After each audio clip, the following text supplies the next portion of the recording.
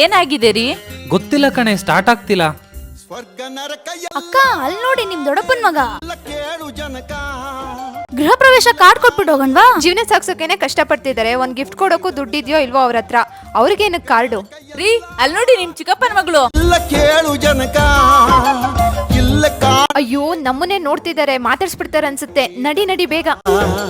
ನಾನು ಎಂದು ಏನ್ರಿ ನೋಡಿದ್ರು ನೋಡ್ದೇ ಇರೋ ತರ ಹೋಗ್ತಿದ್ದಾರೆ? ನೋಡಿಲ್ಲ ಅನ್ಸುತ್ತೆ, ನೋಡಿದ್ರೆ ಮಾತಾಡ್ತಿದ್ರಲ್ವಾ?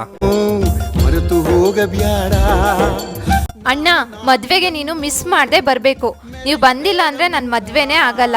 ಅದ್ಕೆ ಅಣ್ಣನ ಮಿಸ್ ಮಾಡ್ದೆ ಕರ್ಕೊಂಡ್ ಬನ್ನಿ. ಖಂಡಿತ ಬರ್ತೀನಮ್ಮ, ನಿಮ್ಮ ಅತ್ಕೆನೂ ಜೊತೆ ಕರ್ಕೊಂಡ್ ಬರ್ತೀನಿ.